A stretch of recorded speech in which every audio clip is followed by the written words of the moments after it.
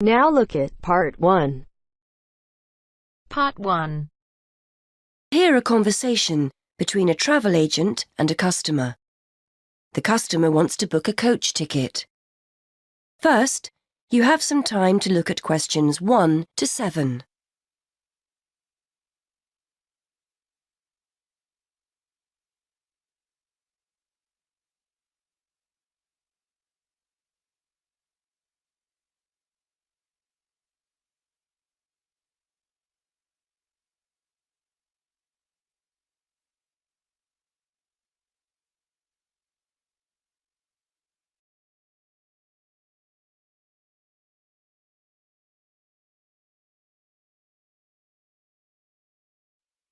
Now we shall begin. You should answer the questions as you listen, because you will not hear the recording a second time. Listen carefully.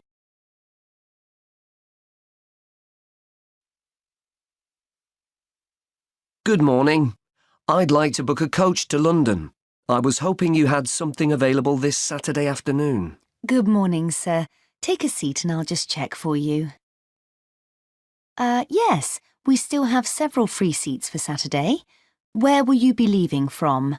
There are 3 pickup points in town: Main Street, Centenary Square, or the Central Bus Station. From Centenary Square, please. That's easier for me to get to than the bus station. And what time would you like to leave? There are coaches on the hour every hour, from 12 through till 6 p.m. Well, I'm meeting someone at the station in London and I need to be there for 4:30. So, which one would you recommend? Well, there's one leaving at 1 that arrives at Victoria Station at 4:10, if that's any good. Traffic is usually quite light at the weekend and the drivers tend to make good time, so I think you'd certainly be there for 4:30. OK, that sounds just right. I think I'll take that. I can always phone ahead if I'm going to be late. And when are you returning, sir? Actually, I'm not sure when I'll be coming back, so I won't book a return ticket, just one way. I can always book you an open return if you'd like. You can use this at any time within the next month, as long as you contact us first to reserve a seat. Well, there's a chance I might be getting a lift back, you see, so I'll just pay for one way. I don't want to buy a return if I don't need it. OK, no problem. Are you travelling alone? Just the one ticket, please. I'm going down to visit my daughter at university. My son's meeting me at the station, so it's a proper family reunion. Very nice. OK, well, I can book that for you if you like, sir. That'll be £23.50. Now, I just need to take down some details. Can I have your name, please? Yes, it's Matthew Upton. That's U-P-T-O-N. And your address? 34 Allesley Road. Allesley, that's A-L-L-E-S-L-E-Y. And your telephone number? 01732 558 997. And your email address. We'll use this to send confirmation of your travel details. matt257@yahoo.co.uk. OK, thanks. Before you hear the rest of the conversation, you have some time to look at questions 8 to 10.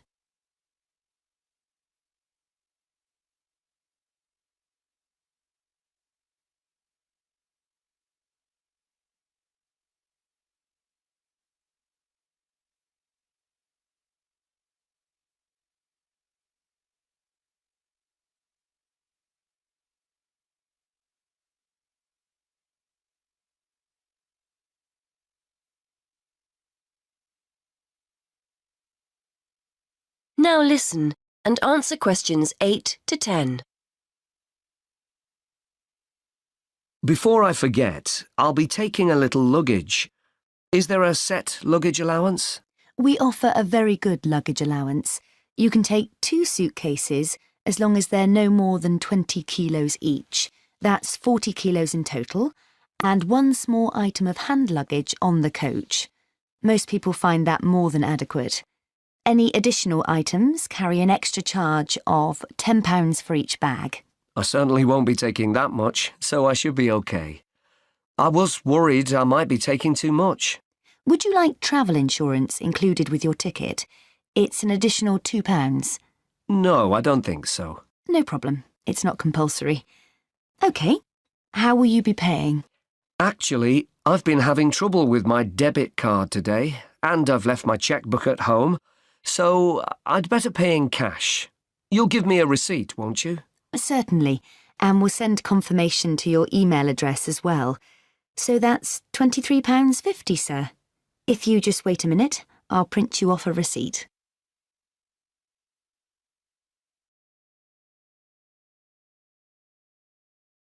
That is the end of part 1. You now have half a minute to check your answers.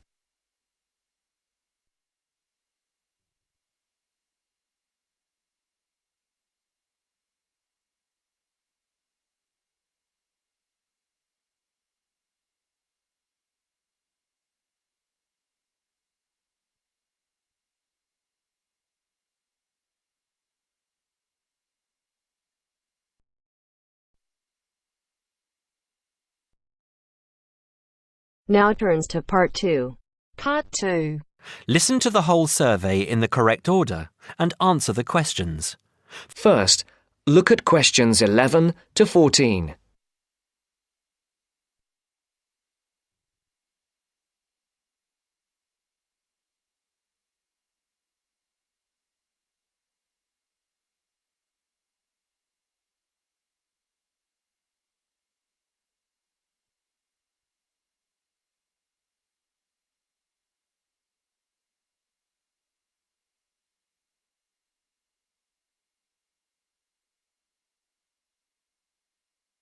Listen carefully.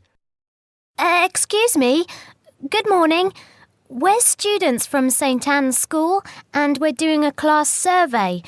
Have you got 5 minutes to answer a few questions? I suppose so.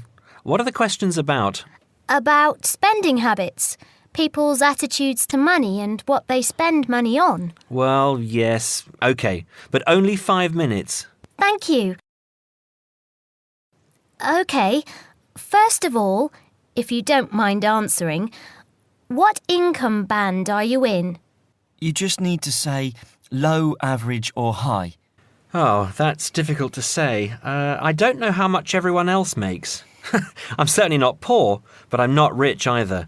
Certainly not after I've paid all my bills. Shall we say in the middle then? Yes, I think so. And how much money do you feel you have to spend? You said that you have to pay a lot of bills. Yes, I feel that I don't have very much. I earn quite good money, but it doesn't feel like that most of the time. I guess everyone would like to have a bit more money, though. OK, so what do you spend most of your money on? Well, most of it goes on monthly expenses. I've got a big mortgage on my house, and my children's school fees are very high. After I've paid for gas and electricity and water, and all the insurance on the house and my car, I don't have much left. I like taking my wife out to a nice restaurant once a month, but I don't very often buy clothes. Oh, and I collect radios. Old radios. That's my hobby. And how do you usually pay for the things you buy? I use my debit card for most things these days. I have 2 credit cards, but I don't like using them. I prefer to pay for things immediately. Otherwise, I feel I'm getting into debt. I pay my bills online or over the telephone. I usually have between £10 and £20 in cash with me to pay for emergencies, taxi fares and that kind of thing. Before the broadcast continues, look at questions 15 to 20.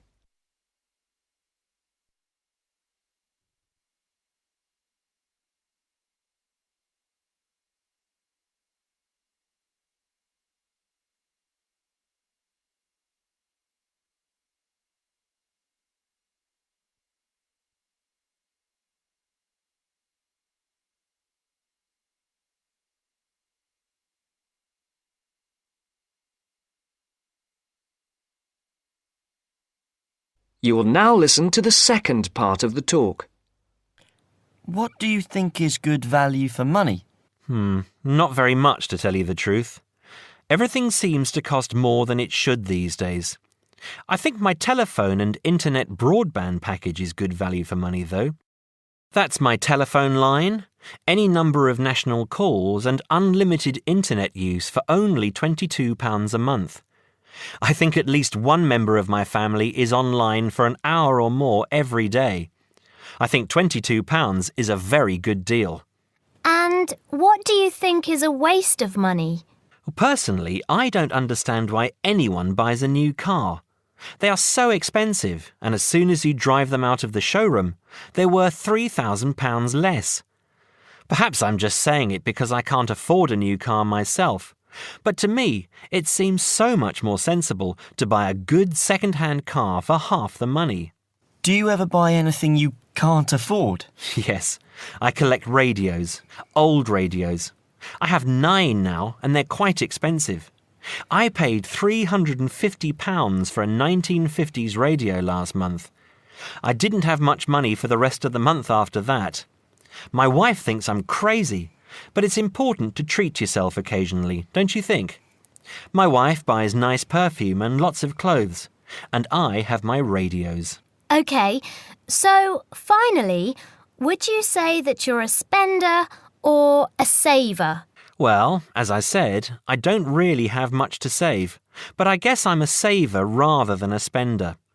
It's good to enjoy money if you have it, but you must save for a rainy day. You never know what will happen in the future. Thank you very much for talking to us. Have a nice day now. That is the end of part 2. You now have half a minute to check your answers.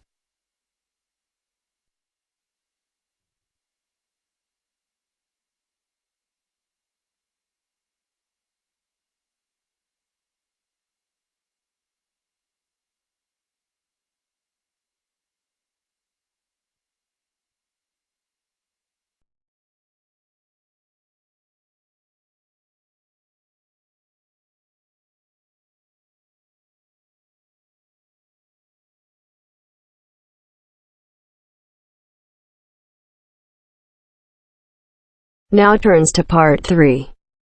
Part 3. You will hear a conversation between a student, Kayana, and a professor about an assignment. First, you have some time to look at questions 21 to 27.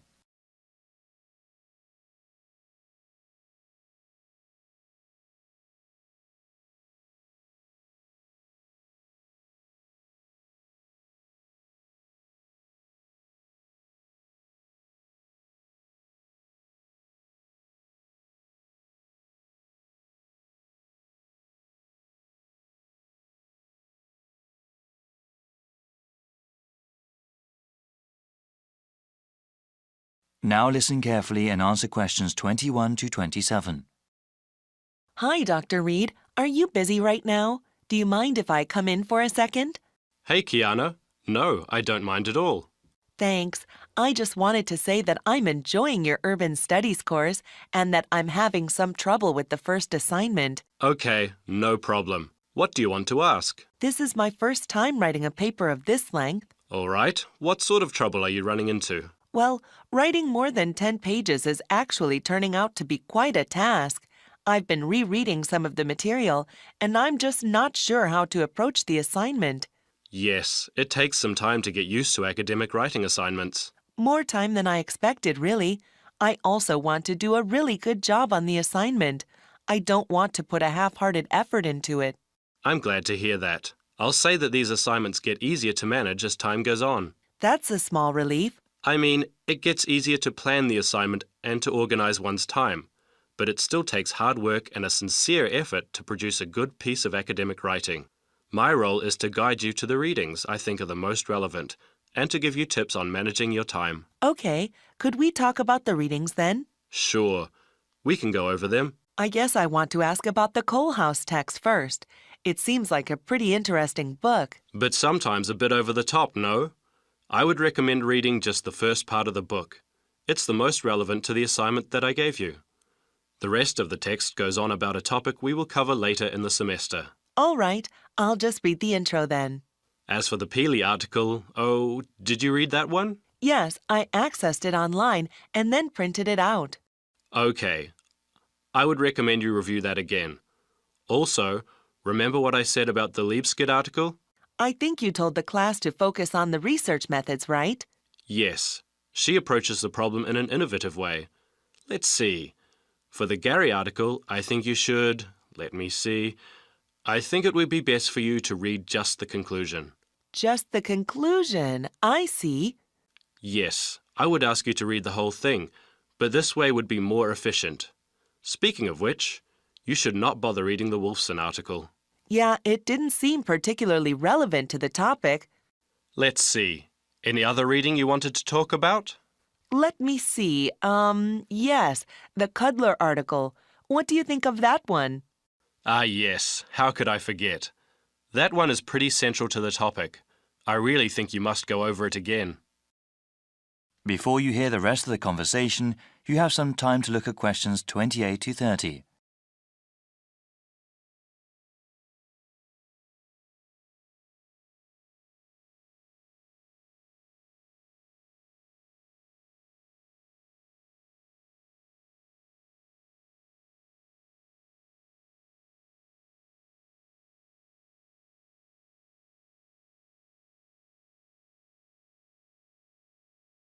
Now listen and answer questions 28 to 30.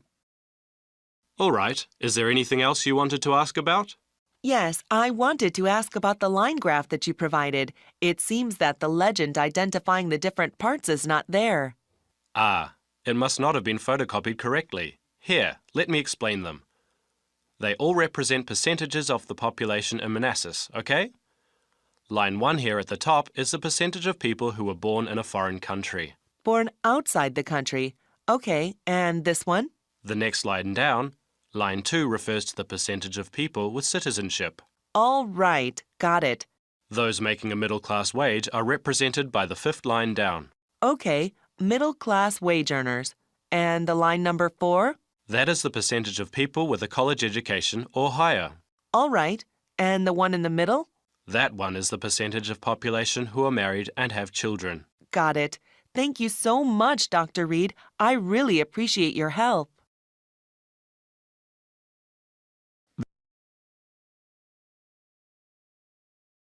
That is the end of part 3. You now have half a minute to check your answers.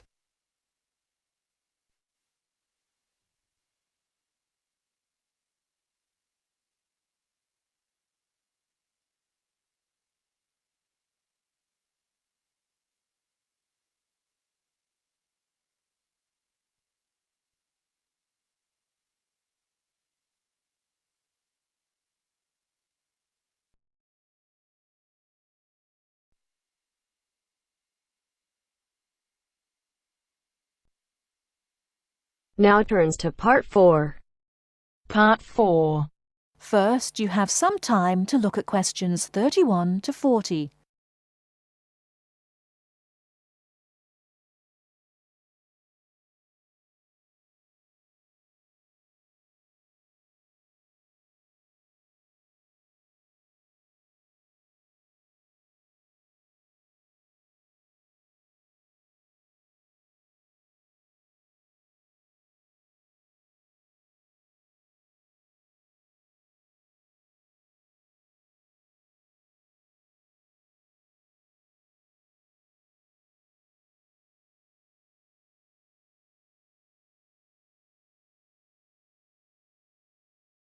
Now, listen carefully and answer questions 31 to 40. In today's lecture on international trade, I'm going to look at the issue of protectionism. I'll start off with a definition of protectionism and then go on to look at the methods countries have used to protect their economy. Following this, I'll look at the advantages and disadvantages of protectionism when compared to free and open trade. So let's define protectionism. Protectionism, at its simplest, is the opposite of free trade. It is the practice of protecting domestic industries from foreign competition by using import duties or quotas. Options available to protect the economy are tariffs, embargoes, subsidies and quotas. Let's examine these in turn with some examples. Tariffs are one form of protectionism. It is a tax which is applied to imported goods but not to home-produced goods. The idea is to make the imported goods more expensive than the home-produced ones so that consumers buy home-produced items. An ongoing example of protectionism via tariff is between Britain and the USA. Britain buys most of its bananas from Commonwealth countries, largely in the Caribbean. However, the USA owns banana plantations in South America. In 1999, Britain refused to buy bananas from South America, so the US government put tariffs on some British-produced goods. The most famous example was a tariff of 100% import tax on wool products from Scotland brought into the United States. The next method of protectionism is embargoes. An embargo is a complete ban on the import of certain goods. For example, following the Cuban Revolution in the 1950s, the USA banned the import of Cuban cigars. Unfortunately, Cuban cigars are the finest in the world, and there is consequently a thriving black market in Cuban cigars in the USA. As we can see in the example, embargoes can lead to a black market, or unofficial economy, if people want the goods badly enough. Subsidies are a way governments support industries at home with money or tax breaks in order to allow them to compete better with foreign companies. In 1994, the French government provided its national airline with a £2 billion subsidy in order to help it compete with low-cost airlines. However, subsidies can have the effect of making home producers uncompetitive and inefficient. Finally, let's look at quotas. A quota system allows a certain quantity of goods to be imported from other countries. The European Union has had quotas on textiles and clothing for decades to protect its textile industries from developing countries, especially India and China. Understandably, developing countries say that this is unfair and against the principles of free trade. Let's move on now to the arguments for and against protectionism. For trade to flourish between countries, the benefits from trade need to be equally balanced. Where a country feels that it's not getting a fair share of the trade, or that it is somehow disadvantaged, it might employ one or more of the methods of protection. There are at least 4 arguments that may be given for using protectionism. Firstly, to protect employment in the home country. The simple view is that if imports are stopped, then jobs will be saved and even created at home. Secondly, to prevent unfair competition. It is often said that developing countries have the advantage of cheap labour costs in their countries, and that they use this to undercut the price of the same goods produced in richer nations. A tariff might be applied to even out this imbalance. Thirdly, to protect new industries. A new industry, particularly one in a developing country, might not be able to compete with long-established industries elsewhere. Tariffs and quotas give new industries the chance to build up production to the point where they can compete. Fourthly, to raise money. Tariffs were once used as a way of raising revenue for the government. In modern countries, they are now seldom used for this purpose, as the damage to trade often outweighs any immediate benefits. Now for the arguments against protectionism, which are perhaps simpler to summarise. Although trade restrictions might help a country for a short period of time, their overall effect is a negative one. Restrictions affect the flow of trade, and the more countries employ restrictions, the less trade can flow. In the long run, no one benefits from trade restriction, because if one country puts restrictions on another country, the other country then puts their own restrictions on the first country. This affects the first country's exports, and as the country finds it difficult to export goods, then unemployment is the result. So, protection tends to help only the protected and can hide inefficient manufacturers. That is the end of part 4. You now have half a minute to check your answers.